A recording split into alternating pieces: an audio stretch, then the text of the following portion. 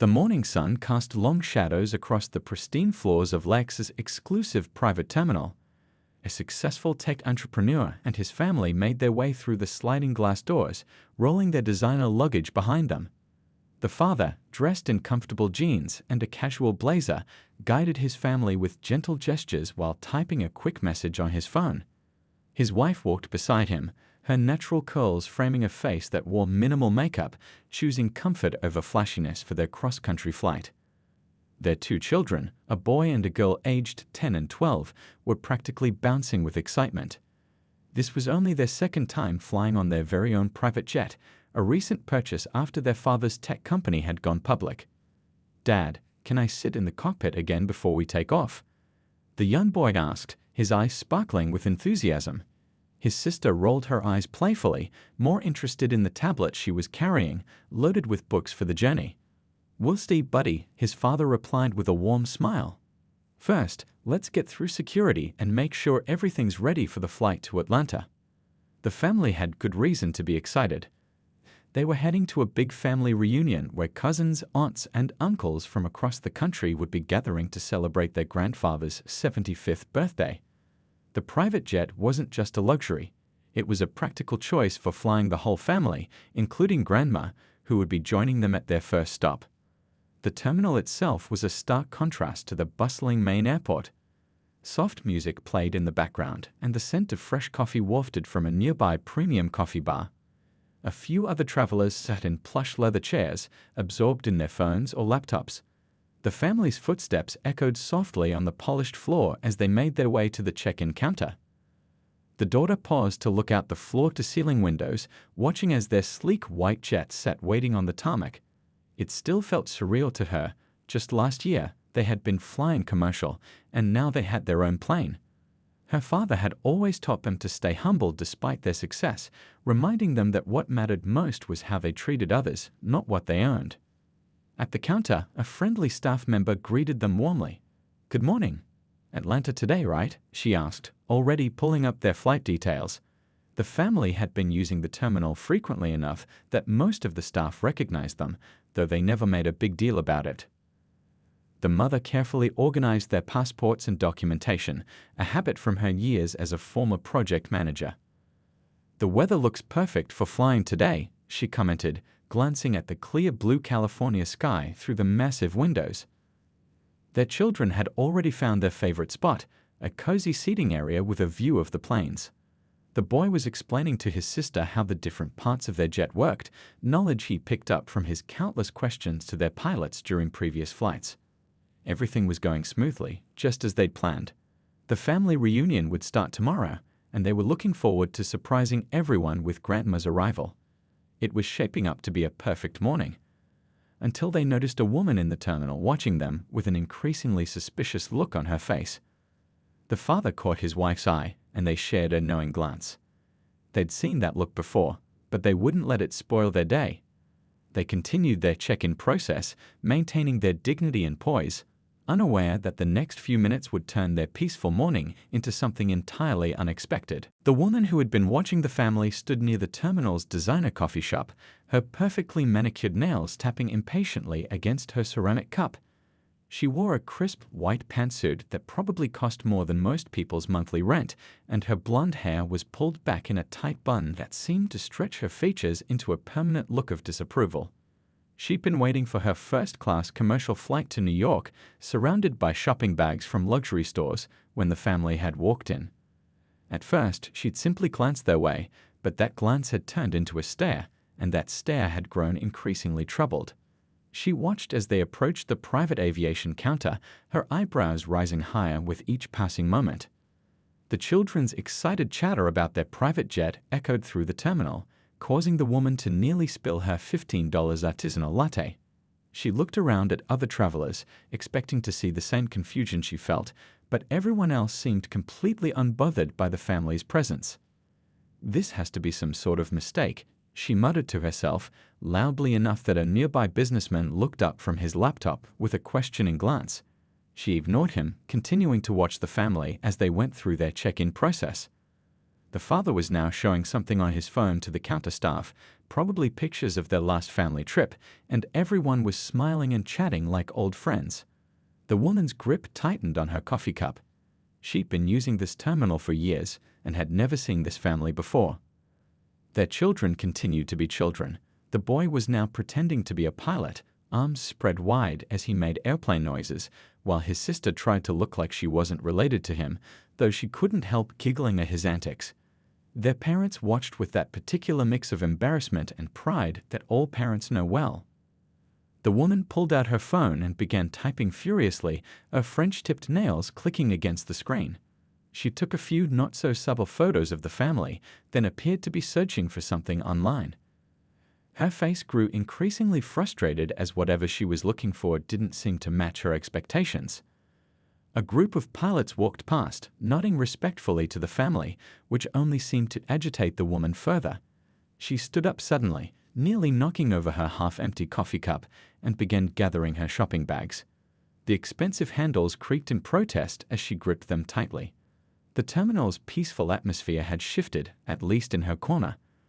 Other travelers had begun to notice her obvious distress, some exchanging concerned glances.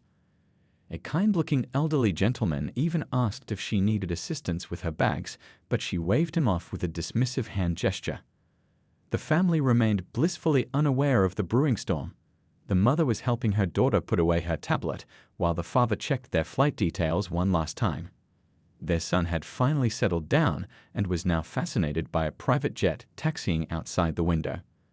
The woman's heels clicked against the floor as she moved closer to the family, her shopping bags swinging with each determined step. Her face had settled into an expression of someone who believed they were about to right a terrible wrong.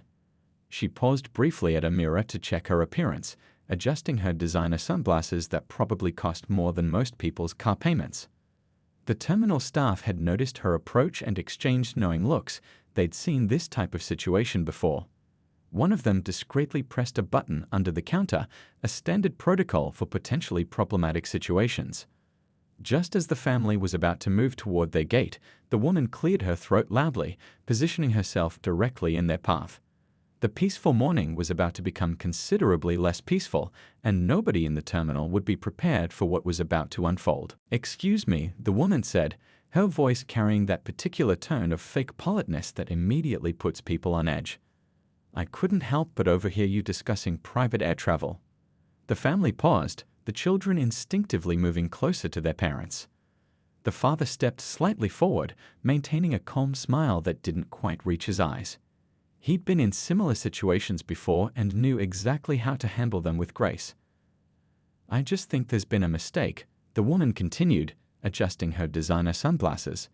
"This is the private aviation terminal. The main terminal is actually in the next building." She gestured vaguely toward the door, her collection of shopping bags rustling with the movement. The mother placed gentle hands on her children's shoulders, noting how her daughter's back had stiffened and her son's excitement had dimmed. The boy looked confused, while his sister, unfortunately, understood exactly what was happening. "There's no mistake," the father replied calmly, his voice warm but firm. "We're exactly where we need to be. Thank you for your concern, though." He tried to guide his family around her, but she shifted to block their path. "I've been flying private for years," she insisted, her voice rising slightly. "I know everyone who uses this terminal. I've never seen you here before." She looked pointedly at their casual travel clothes, then at her own expensive outfit. Other travelers in the terminal had stopped pretending not to watch. A few had pulled out their phones, but they tried to be discreet about it.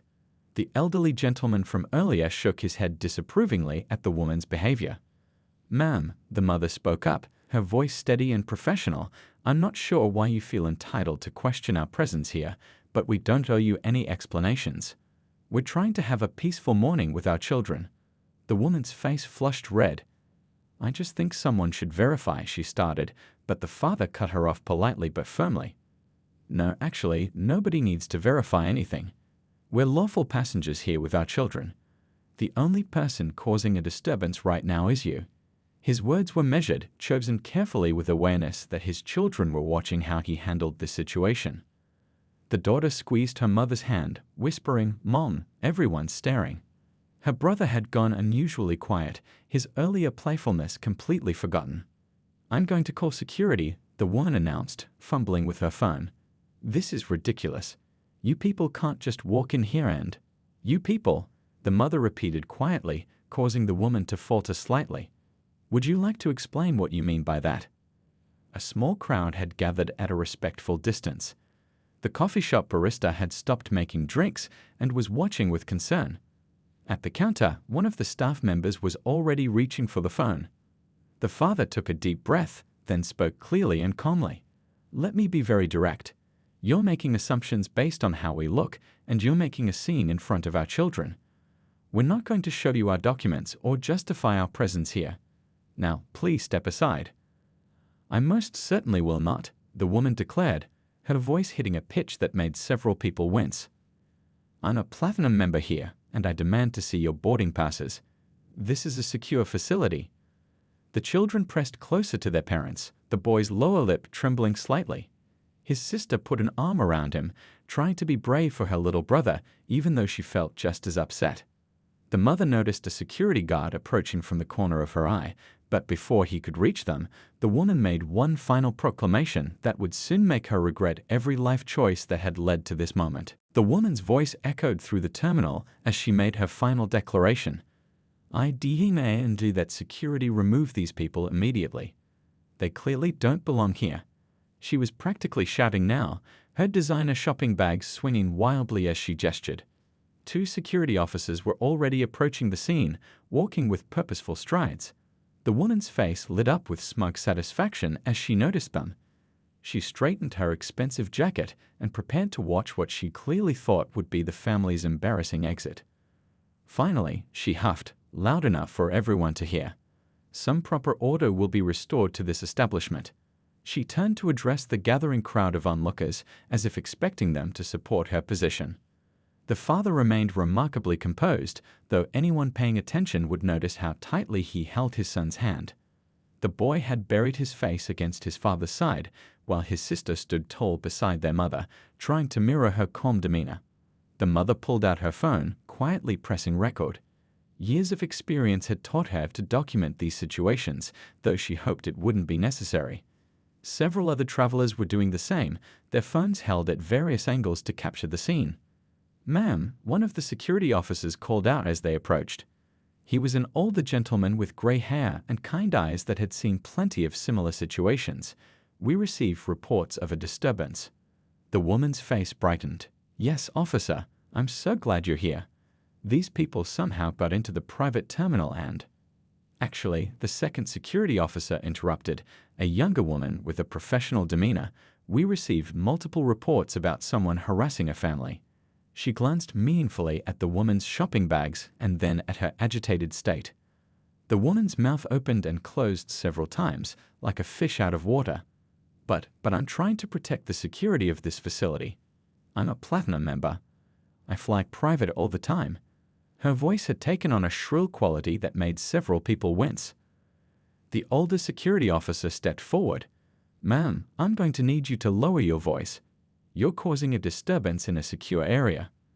"But they," she started again, pointing at the family, "are our regular clients," the female officer finished firmly. "And even if they weren't, your behavior would still be completely unacceptable." The coffee shop barista, who had been watching the whole scene unfold, chose this moment to approach with 4 hot chocolates on a tray. "For the kids," she said softly, offering them to the family with a warm smile. "And the grown-up kids too." She threw a pointed look at the woman, who was turning an interesting shade of red. The terminal manager had arrived now, his badge gleaming under the soft terminal lighting. "Is there a problem here?" he asked, though his tone suggested he knew exactly what the problem was. The woman straightened up, clearly thinking she'd finally found an ally. "Yes, I've been trying to explain that you've been harassing one of our most valued clients." The manager finished, his eyebrows raised. "The owners of the new G650 that just came in last month." The crowd of onlookers had grown, and several people were failing to hide their smiles as they watched the woman's confidence crumble. Her shopping bags suddenly seemed to weigh 1,000 pounds as they hung limply from her arms. But She sputtered, looking around desperately for support she wouldn't find. The terminal had fallen so quiet you could hear the soft music playing overhead, a peaceful melody that seemed to mock the tension of the moment. The father spoke up then, his voice clear and measured. "We don't want to press any charges. We just want to continue to our gate and catch our flight. Our children have seen enough." His words hung in the air, a powerful reminder of the innocent observers of this ugly scene. The boy had finally peeked out from behind his father, his eyes wide as he watched the adults around him. His sister stood straighter, a slight smile playing at her lips as she realized justice was being served. The terminal manager stepped forward, tablet in hand, his professional demeanor unwavering.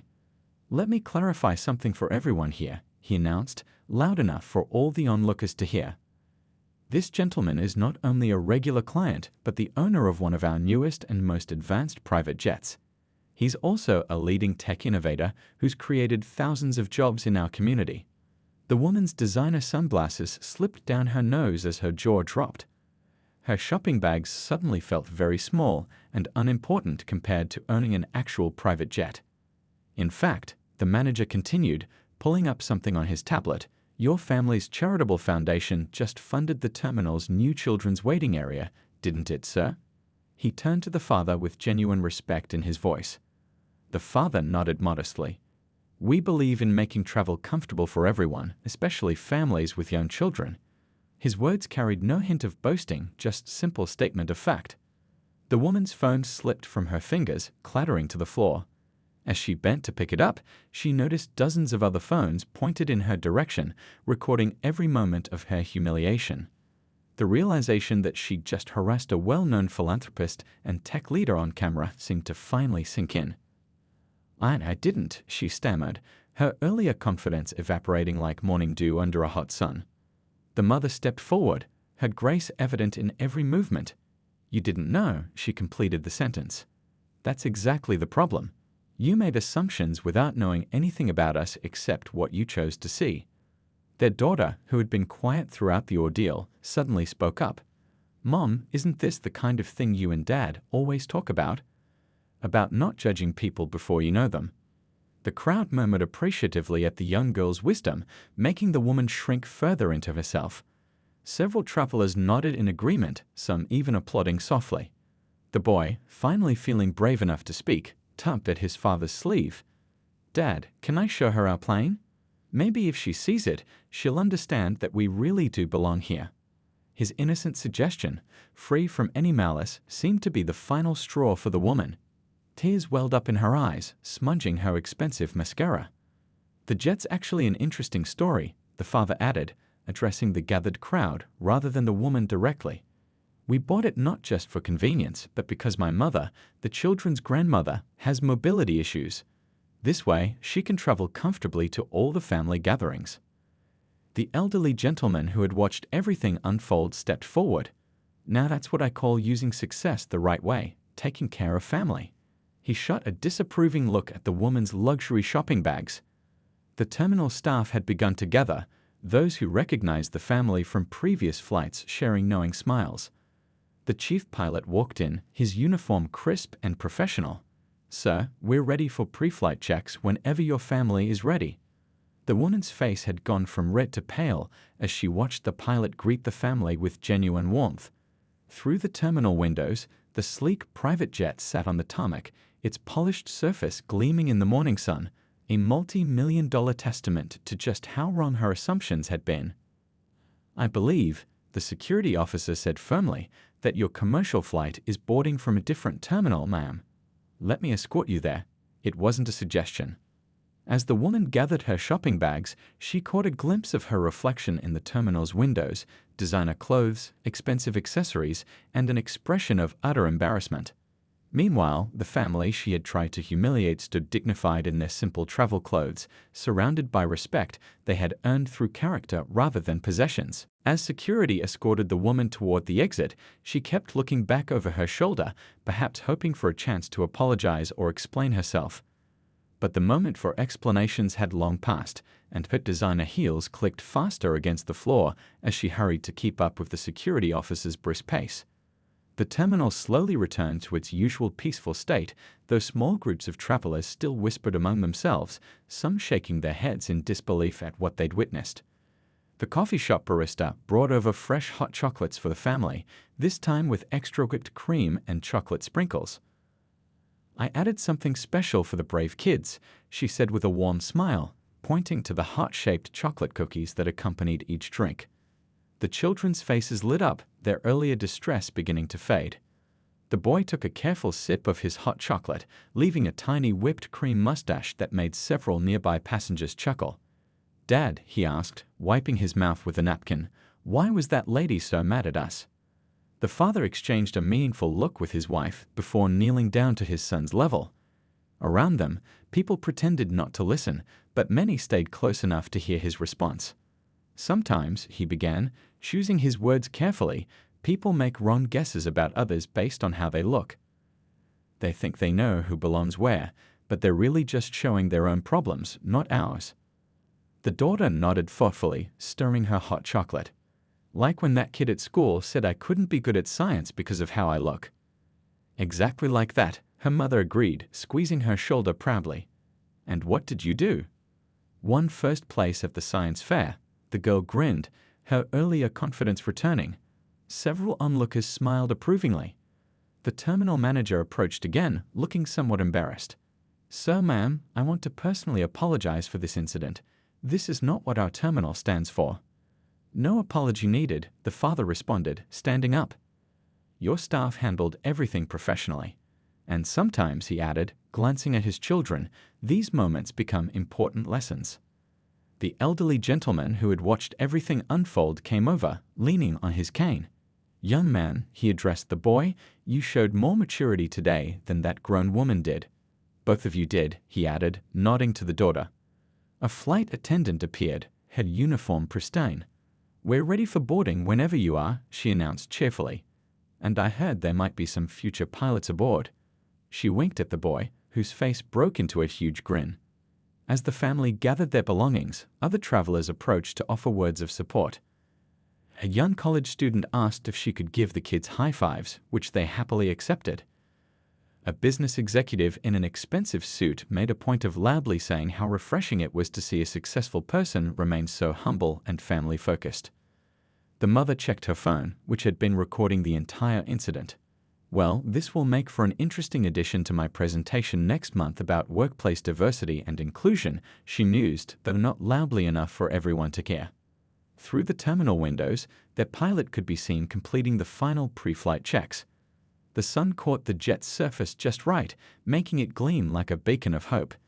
Several phones were still out, capturing these final moments of what would surely become a viral story about prejudice, dignity, and the power of handling difficult situations with grace. The family walked toward their gate, heads held high, their steps lighter now that the tension had passed. The boy was back to making airplane noises, his sister no longer pretending not to know him. Their parents walked close together, hands clasped, showing their children through actions, rather than words, how to move forward from difficult moments with dignity intact. As the family settled into their private jet's luxurious cabin, the morning's events seemed almost surreal. The boy immediately ran to the cockpit, where the pilots welcomed him with their usual warmth, showing him the pre-flight checklist they were completing. His sister curled up in her favorite seat by the window, but instead of pulling out her tablet, she seemed lost in thought. "Mom," she said suddenly, "I'm proud of how you and Dad handled that lady." Her voice was quiet but firm.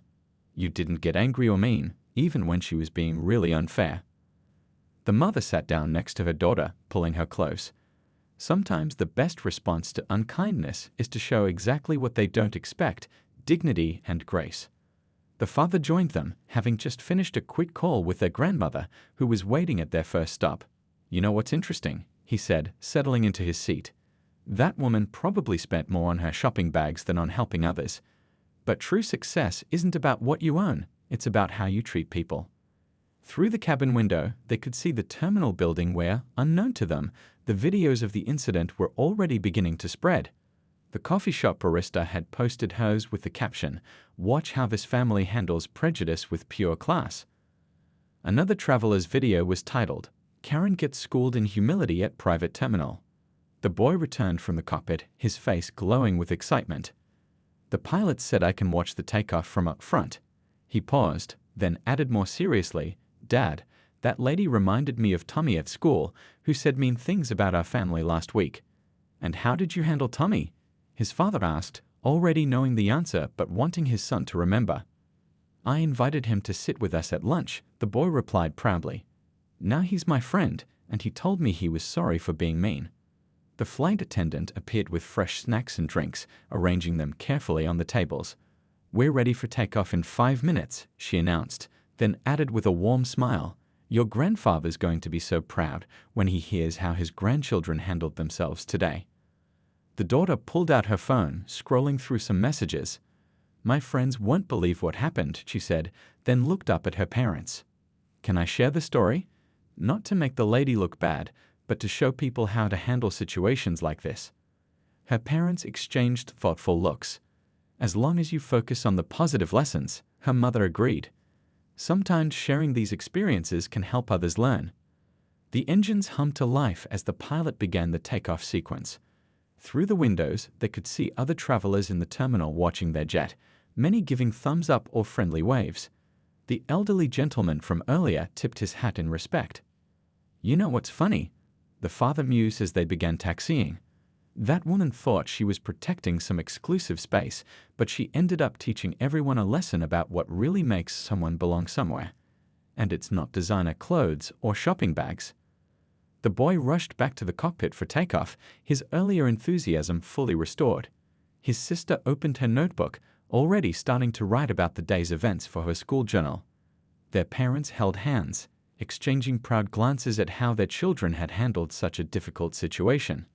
As the jet lifted smoothly into the bright morning sky, leaving the drama of the terminal far below, the mother turned to her family.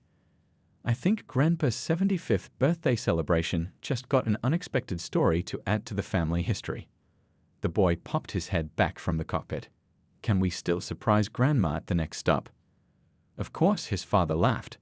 And something tells me she'll have some wisdom to share about handling tough situations. She always does. The jet climbed higher, carrying a family that had turned an ugly moment into a powerful lesson about dignity, grace, and the true meaning of success. Below them, their story was already spreading across social media, not as a tale of conflict, but as an inspiration for handling prejudice with strength and class.